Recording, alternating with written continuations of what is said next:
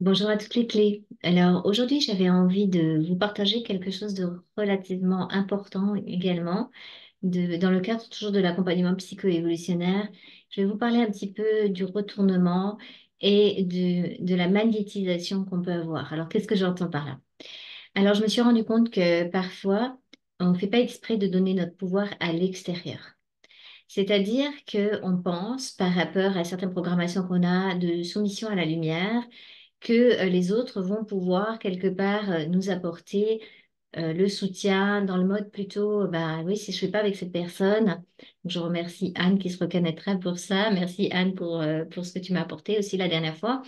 Donc si je vais pas avec cette personne, par exemple, si je fais pas telle ou telle chose avec cette personne, je risque de passer à côté de quelque chose. C'est ça ce que ça veut dire. Alors, ça veut dire quoi? Ça veut dire qu'on permet, en fait, à ce moment-là, on ouvre une porte et on permet à l'autre de nous magnétiser, mais dans le sens, magnétisme, dans le sens mesmérisation, hein, on va dire, c'est une prise de pouvoir. Alors, pour ceux qui ont vu le film La prophétie des Andes, à un moment donné, c'est très, très, très bien expliqué. C'est un jeu subtil, en fait, de pouvoir dans un sens comme dans l'autre. C'est-à-dire que une personne qui va encore compter sur un sauveur à l'extérieur ou sur une énergie extérieure va ouvrir une porte et l'autre va se positionner au-dessus et pomper l'énergie. En réalité, quand on a l'impression qu'on a été vampirisé de son énergie, c'est que quelque part, on a forcément ouvert une porte ou on avait une porte ouverte vis-à-vis de certaines croyances. Alors, une des croyances que je repère beaucoup, beaucoup chez tout le monde, surtout chez les Starseeds, c'est on a peur de retrouver notre propre pouvoir. Pourquoi? Eh bien, tout simplement parce qu'on a cru, hein, par rapport à des mémoires d'âme et des films qu'on nous a projetés dans l'astral, que si on retrouve notre pouvoir intérieur, on va devenir quelqu'un qui va faire, par exemple, de la magie, mais de la magie noire, etc.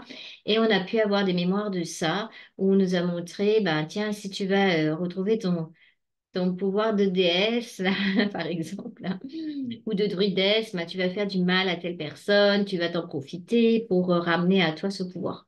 Alors, il faut savoir que quand c'est ces mémoires-là, souvent elles ne sont déjà pas réelles parce que c'est déjà des trafics de mémoire. On ne peut pas savoir si c'est vrai ou pas.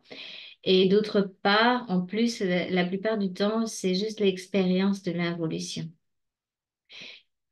Donc, en réalité, ce sont des expériences. Qu'on ait joué des rôles dans le mode bourreau ou victime, on a joué le rôle de l'involution pour descendre dans la matière. Donc, qu'est-ce que ça nous amène? Ça nous amène à récupérer notre énergie. Donc, récupérer notre énergie, c'est exactement l'inverse, hein, quand on a une tendance spirituelle à faire confiance à n'importe quel être qui passe par là pour dire, bah, tiens, toi, tu sais, dis-moi, qu'est-ce qui est pour moi? Eh ben, c'est le mouvement vers l'intérieur, hein. Comment est-ce qu'on sait qu'on est dans le sens évolutif et puis dans le sens involutif? C'est au niveau du mouvement d'énergie dans les corps. Alors, qu'est-ce qui se passe? Donc, si on donne son pouvoir à quelqu'un ou si inconsciemment la personne le prend, elle nous magnétise. C'est vrai dans les deux sens. Donc, j'ai vu de la magnétisation d'être sur plusieurs plans. C'est pour ça que on fait très attention de redonner la possibilité d'être souverain, des êtres souverains.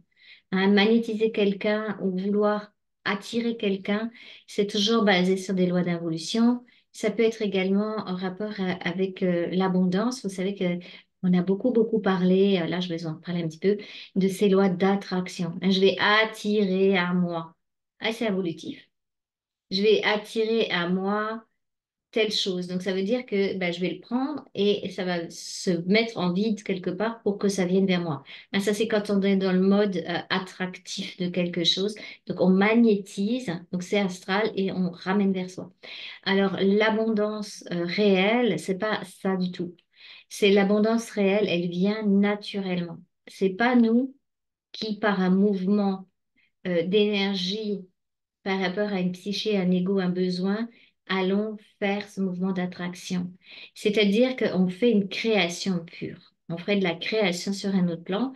Donc sur ce plan morantiel, c'est pas du plan astral, hein. On est dans un état de réceptivité par rapport à soi, à ses énergies, à partir de son centre. Et dans ce centre, on s'ouvre une possibilité quantique d'abondance, qui est une loi naturelle de naissance, hein, c'est ce que je disais la dernière fois. Donc à partir de là, on va déjà être en remerciement pour le futur. Ça veut dire quoi? Ben, ça veut dire, ah oui, merci pour toutes les personnes qui viennent vers moi, merci pour tout ce qu'on me donne naturellement qui revient vers moi. C'est comme si c'était déjà en place, en fait. Voilà, alors je sais que dans la loi d'attraction, on en parle aussi un petit peu, mais c'est assez subtil dans le mouvement parce qu'une fois qu'on a fait cette création-là, sur ce plan, on n'a plus besoin de s'en inquiéter. C'est fait et puis on l'a mis en place. C'est comme si on faisait appel à notre centricité, notre énergie, à dire, OK, cette direction, elle est prise. On n'a pas besoin de faire ça comme on va le faire dans la loi d'attraction tous les jours, tous les jours, tous les jours, tous les jours, visualiser, nanana, nanana. Si vous faites ça, si vous êtes encore dans des histoires de manque et dans des trucs astraux, en fait, dans des histoires astrales. Parce que la présence, elle va de toute façon ramener cette abondance naturelle vers nous. Et alors là, pour que ça fonctionne, il faut faire sauter les croyances. C'est ça le job de l'ego, de la personnalité, c'est de faire sauter les croyances qu'on a engrammées vis-à-vis de nous-mêmes, vis-à-vis des autres. Et par exemple, là, j'ai pris un exemple vis-à-vis de l'argent, par exemple, hein. Peut avoir engrammé beaucoup de croyances. Alors l'argent, ça va souvent avec le pouvoir, je l'ai déjà dit aussi, hein. Donc c'est une façon de croire que si on a de l'argent, on va avoir du pouvoir maléfique. C'est un peu comme l'idée tout à l'heure que je disais quand on croit que on a été une sorcière maléfique, hein. J'en ai vu beaucoup en ce moment des sorcières maléfiques. Alors je vous rassure tout de suite, il n'y a pas de sorcière maléfique, il n'y a pas de sorcière bénéfique non plus. D'ailleurs, on s'en fout un petit peu dans les rôles dans lesquels on a été. Le but, c'est de progressivement pouvoir fermer le livre des histoires pour être sur un autre plan. Si vous êtes dans l'histoire, vous êtes pas dans l'astral, vous êtes dans les histoires d'involution. Et on se raconte. Alors, on peut petit à petit tâcher de ramener l'énergie de l'histoire. Donc, on enlève les croyances, on annule les croyances de sorcières maléfiques. Ça m'a fait beaucoup rire. On transmute ça et on ramène vers soi, on peut ramener vers soi toutes les parties de nous-mêmes qui ont été en souffrance lors de ces histoires. Voilà. Donc, si par exemple, c'était pas rapport à l'argent, on a eu plusieurs mémoires, on peut demander à sa présence quand on se centre, tiens, ben, combien de mémoires là j'ai eu par rapport à l'argent? Sept. Donc, sept mémoires, mais c'est sept fragmentations, sept personnages aussi. Ça peut être des personnages. Donc là, ce que je vois souvent, c'est comme on imagine qu'on a fait sept vies où on a été en haillon, on a été tout pauvre, on a été tout malheureux et tout. Alors, ce qu'on peut faire, là, pour reprendre son pouvoir de création, on ramène ces personnages malheureux vers nous, on les met dans le cœur, hein, comme si on se ramenait cette histoire-là. Ok, c'est mon histoire, je ramène mes personnages du passé et je leur propose de se mettre à l'abri. C'est très extraordinaire. On corrige la ligne de temps, les lignes de temps s'il y en a plusieurs. Et vous pouvez imaginer que vous allez habiller vos personnages tout malheureux, les sortir de leur misère. Hein, c'est ça aussi. Leur redonner leur pouvoir de création. Vous prenez soin de ces personnages en vous et il n'y a plus de personnages miséreux sur un autre plan. Hein, parce que ça joue des tours, ça, quand on a ces mémoires. Et du coup, on récupère l'énergie des personnages aussi. Hein, c'est comme nous-mêmes, c'est comme des diffractions de nous-mêmes à cause des histoires. Donc, ça nous permet de nous récupérer l'énergie. Et puis, on commande l'abondance, même si on ignore comment. Même si on ignore comment ça veut dire, la présence, elle sait comment. Voilà, l'abondance financière, ça fait partie de la santé financière. Alors, qu'est-ce que j'avais marqué encore? Oui, donc quand on laisse les autres dans les croyances penser ou croire qu'ils ont plus d'informations que nous, qu'ils ont plus de possibilités que nous, c'est rentrer dans le rôle sauveur et du coup forcément victime. Parce que là, on ne peut pas prendre son pouvoir de création. Donc ça, c'est tout le processus des êtres. Quand on est dans la spiritualité, on cherche toujours les informations à l'extérieur de nous-mêmes. Hein, c'est ça qu'on devient des fois, comme moi, j'avais été un canal pour d'autres êtres, pour d'autres entités, jusqu'à ce qu'on soit complètement vidé de sa propre énergie, parce qu'on se mélange avec des énergies qui ne sont pas les nôtres et on ne se connaît pas. On ne se connaît pas fréquentiellement, on ne se connaît pas vibratoirement. Donc, petit à petit, on va comprendre ce processus à chaque fois qu'on fait appel à l'extérieur de nous en mode, ah bah, sauve-moi, ou je veux un sauveur, ou donne-moi l'information, etc. Hein, on le comprend qu'on fait un mouvement extérieur. Donc là, on peut ramener l'énergie vers nous-mêmes.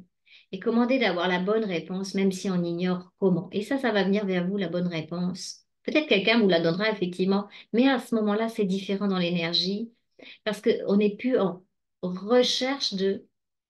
On a l'information et l'information qui vient vers vous, elle passe et vous savez, c'est ça.